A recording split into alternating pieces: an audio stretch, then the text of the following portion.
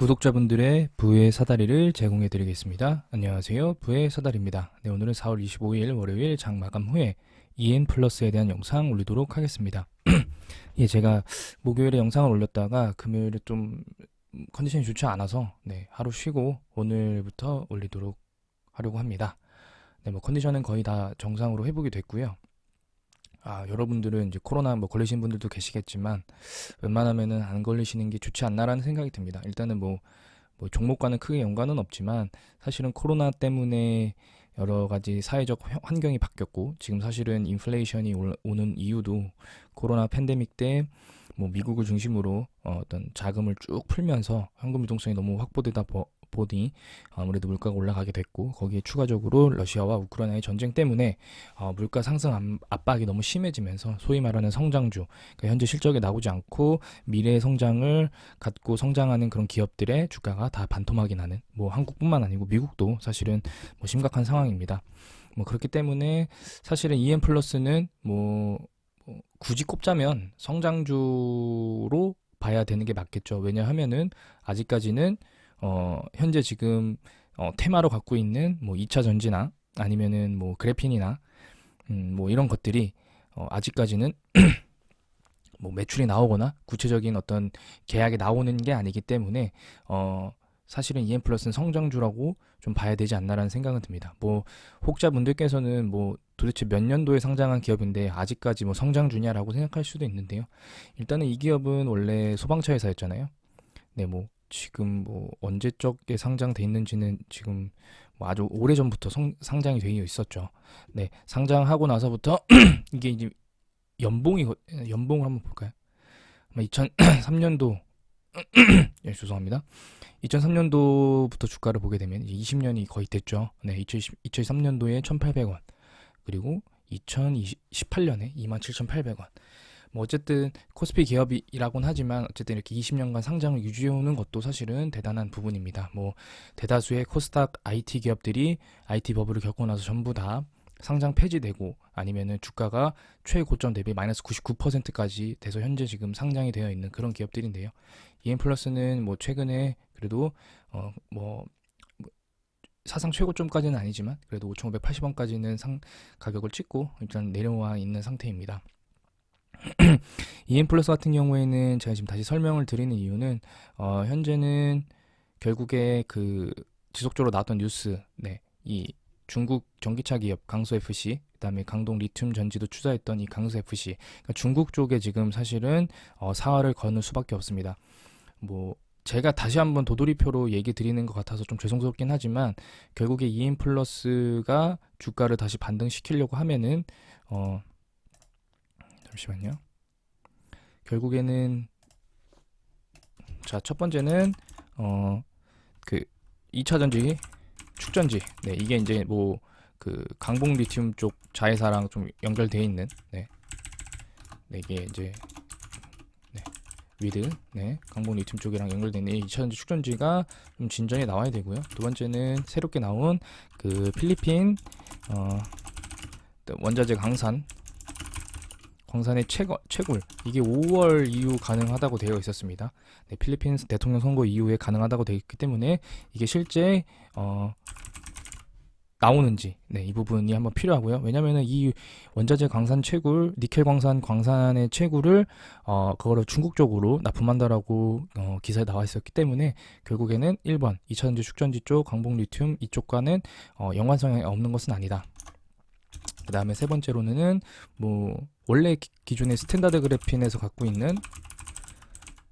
보유하고 있는 그 기술력, 그래핀 기술력, 이 부분도 사실은 우리가 지금은 완전히 우리 머릿속에서 잊혀졌지만 구길제지나 과거의 나노메딕스, 이런 그런 한때 성행했던 그래핀 테마가 이 기술력이 사라진 건 아니기 때문에 어떻게 보면은 이미 세상이 바뀌긴 했지만 그럼에도 불구하고 이런 내용들이 과연 받을 수 있을지. 그 다음에 인수한 내용들, 최대 주주 올라갔죠. 그 부분도 결국에는 이 여러 가지 지금 소위 말해서 떡밥을 많이 뿌려놨다라고 봅니다. 그래서 이 네 가지 정도, 저는 이제 크게 네 가지로 보는데요. 결국에는 1번과 2번과 3번은 그 통합으로 볼 수가 있겠죠. 결국에 지금 그 EM 플러스는 2차 전지의 사활을 걸어야 되는 부분이고, 원자재도 그런 부분들, 그런 부분들과 관련해가지고 아무래도 영향을 받는 부분입니다. 그래서 일단은 요 내용이 EM 플러스를 보유하고 계신 분들 중에서는 가장 예의주시하게 보셔야 되는 부분인데, 일단은 매매 동향이 나왔네요. 매매 동향이 나왔고, 매매 동향을 좀 오랜만에 보도록 하겠습니다. 뭐 지금은 일단은 이때 저기 기타 보면 작업을 좀 하나 싶었다가 요 날이죠. 4월 21일에 안 좋은 뉴스 나오면서 사실 좀 잠잠해졌는데요. 다시 오늘 이제 뭐 25,000주. 근데 사실은 크게 의미가 있지 않은 물량이긴 합니다만, 어쨌든 오늘 코스피가 1.7% 정도 하락으로 지금 제가 확인하고 왔는데요. 코스피가 네, 오늘 1.76% 하락했음에도 불구하고, 물론 EM 플러스는 이제 소형주기 때문에 영향을 받지는 않습니다만, 어쨌든 오늘 상승 마감했다는 부분에 대해서도 여전히 아직 그 재료에 대한 어떤 그 생생함, 살아있음은 여전히 살아있다라고 좀 보여집니다. 현재 지금 이 EM 플러스의 위치는 사실은 상방으로 갈지 하방으로 갈지 사실 누구도 예측할 수 없는 그런 구간입니다. 지금 보게 되시면은 요때와 똑같은 모습이죠. 거의 차이가 없습니다. 오히려 한 가지 차이는 이 이평선들의 갭이 이때는 좁았지만 지금 아직은 벌어져 있습니다. 그럼 결국에는 이 이평선들이 시간이 지나면 지날수록 이게 내려올 거거든요. 이게 이제 이렇게 내려올 거고요. 이건 당연히 올라가겠죠. 그러면은 여기서 이제 움직이다가 결국에 내려갈지 올라갈지 이 모습을 곧 보일 텐데요. 제가 볼 때는 그러면은 5월이다. 네, 왜냐면은 기간이 이렇게 짧게 뭐 바로 단박에 내려오진 않기 때문에 그 필리핀도 5월이었고요. 네. 그 다음에 필리핀 광산 시작이 5월이었고, 그 다음에 이런 이평선들이 모이는 시점도 사실 4월에는 좀 기대하기는 어렵고, 5월 정도 되면은 그러면 방향성, 그러니까 제가 말씀드리는 부분은 5월에 오른다라는 게 아니고요. 5월에 상승으로 갈지 하락으로 갈지 방향성이 나올 텐데, 그럼 그 방향성이 나올 때 상승 방향성으로 올라가기 위해서는 당연히 이런 5일선이나 11선, 이 단기 이평선들의 라인을 타고 가거나, 아니면은 이런 매매 동향에서 특정 주체들이 꾸준하게 매수를 해주거나, 과거에 기타 법인이 꾸준하게 매수해줬던 이런 모습처럼 특정 주체, 뭐 이거는 외국인이어도 좋습니다. 네, EM 플러스 같은 경우에는 워낙 소형주기 때문에요. 한 주체만 꾸준하게 매수를 해준다면 사실은 그런 이런 시그널, 그러니까 이평선을 5일선, 11선을 계속 타면서 특정 주체가 계속 매수가 들어오고, 물론 가격이 오를 때도 있고 떨어질 때도 있지만 시장과는 관계없는 흐름을 보인다라고 하면 5월 달에 이런 뉴스들을 종합적으로 터트리면서 다시 한번 시세를 크게 줄 수 있는 그런 가능성이 충분하다. 왜냐하면 지금 상황에서 EM 플러스 떨어져 봐야 20%거든요. 2,700원이 거의 최근 최저점입니다. 2,700원이.